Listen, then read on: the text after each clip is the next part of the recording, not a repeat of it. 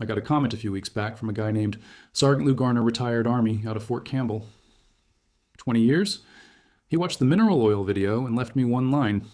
He said, go buy a bottle of baby oil and actually test it on camera.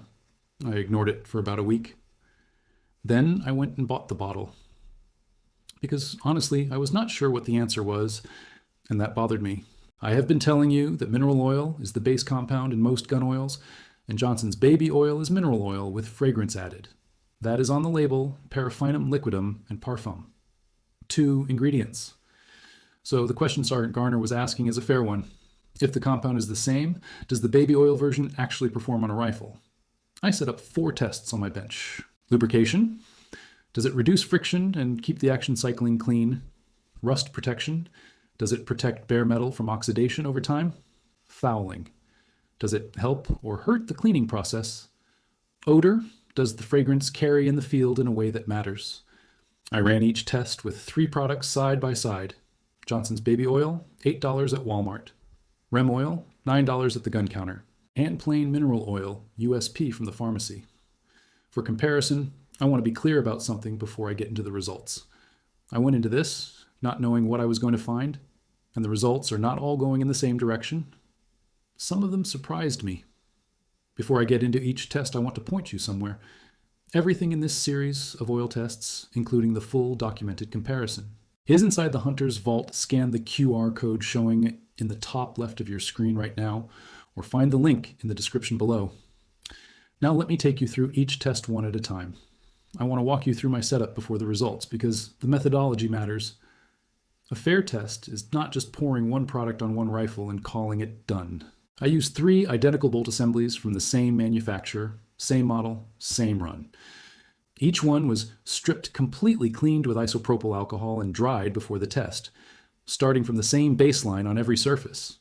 I applied measured amounts of each product using a calibrated dropper, same volume to the same contact points on each assembly, bolt cam surface, guide rails, firing pin channel. Then I cycled each one by hand the same number of times. Before recording any observation, I ran each test twice with a reset and reapplication between runs. If the result was consistent across both runs, I called it confirmed. If it was not consistent, I noted the variance and did not make a conclusion. That is the protocol Sergeant Garner pushed me toward when I described what I was planning. He said, if you are going to test it right. Otherwise, you're just confirming what you already believe. He was right about that. Lubrication test. I applied an equal amount of each product to identical bolt assemblies, cycled each one 500 times by hand.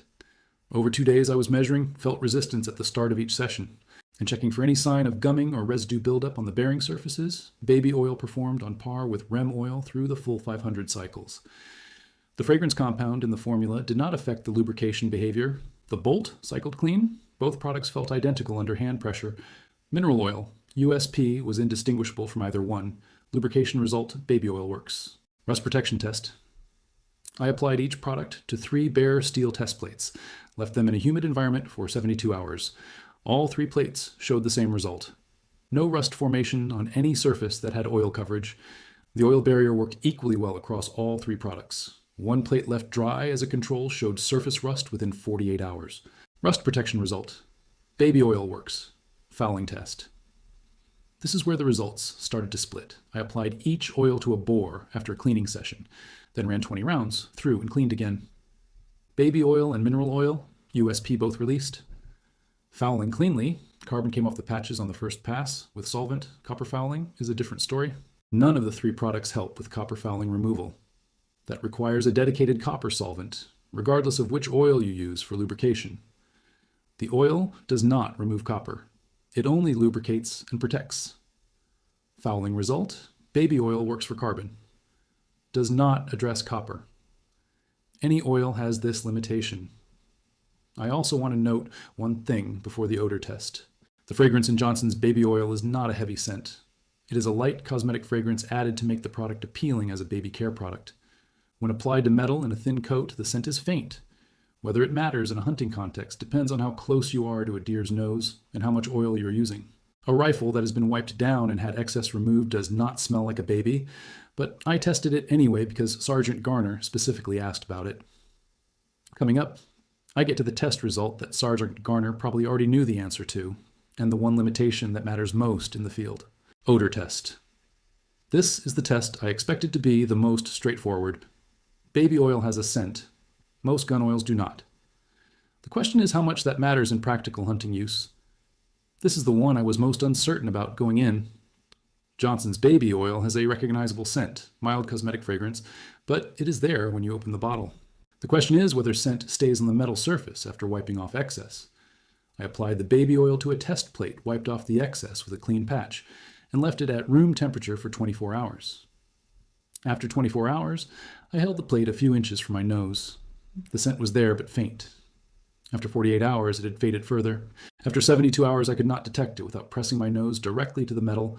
A deer, at 30 yards with right wind, would not smell what I barely detected at contact range. But I want to be honest about this. If you are hunting, in warm weather, the fragrance compounds in baby oil volatilize faster. The scent is more detectable on a warm rifle than a cold one. And if you use more product than you need, the scent takes longer to fade. The correct application is a thin coat with all excess wiped off. In that application, the odor is not a practical concern for most hunting situations, but if you are hunting mature whitetail in warm early season with thermals working against you. Mineral oil, USP with no fragrance, is the cleaner choice. That is the honest answer. Sergeant Garner called it when he pushed me to run the test.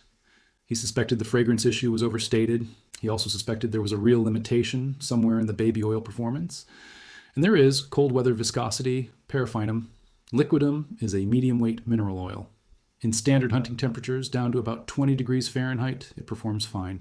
Below that, the oil begins to thicken. Not dramatically. Not enough to cause a misfire in most cases, but enough that you will feel it in the action. The bolt will have more resistance on cold morning sits than it does at room temperature. Rem Oil and Break Free, CLP, both contain a light solvent fraction that prevents this thickening. That is the one practical advantage of commercial products over plain mineral oil in the cold. Below 20 degrees on a long sight swap to a lighter oil. Baby oil is not your best choice for December in Minnesota. In moderate temps, it performs the same as products that cost 6 times more. That is the complete, honest verdict. I want to take a minute to be specific about the cold weather limitation, because this is where the baby oil answer changes depending on where you hunt. At 50 degrees Fahrenheit, baby oil and Rem oil are indistinguishable in the action. At 30 degrees, the baby oil starts to feel slightly heavier on the stroke. It is subtle. You might not notice it. At 10 degrees, you will notice it. The bolt still cycles, the action still functions. But the resistance is there in a way it is not with a solvent-bearing product. If you hunt in states that regularly see below zero temperatures in season, or if you sit long stands in extreme cold, a light synthetic oil or a CLP product with solvent fraction is the better choice. Baby oil is a warm and moderate climate product for hunters in the southeast, southwest, or Pacific coast. It is a direct functional replacement for the products. It costs a fraction of. For hunters in the northern plains or the Great Lakes in late season, know the limitation and plan around it.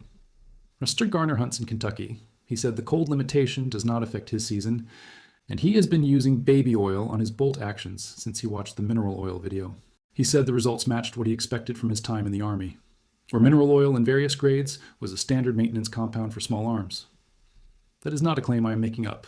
It is documented in military field maintenance references, going back decades. Mineral oil has been in military small arms, maintenance longer than most gun care brands. Baby oil lubricates, as well as Rem oil. Baby oil protects against rust, as well as Rem oil. Baby oil does not remove copper fouling, but neither does Rem oil. Baby oil fragrance fades within 72 hours on a properly applied thin coat. Baby oil thickens in extreme cold, where commercial products with solvent fractions do not. The answer to Sergeant Garner's question is yes, it works, with 2 conditions you need to know going in. I sent him the results before I posted this. He wrote back 1 line. He said he already knew.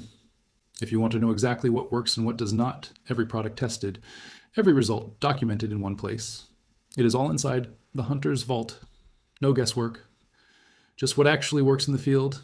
Scan the QR code showing in the top left of the screen right now, or hit the link in the description below. And before you close out, hit subscribe, because next week we're putting 3 more products through the same protocol, including one that nobody in this comment section expected to be on the bench.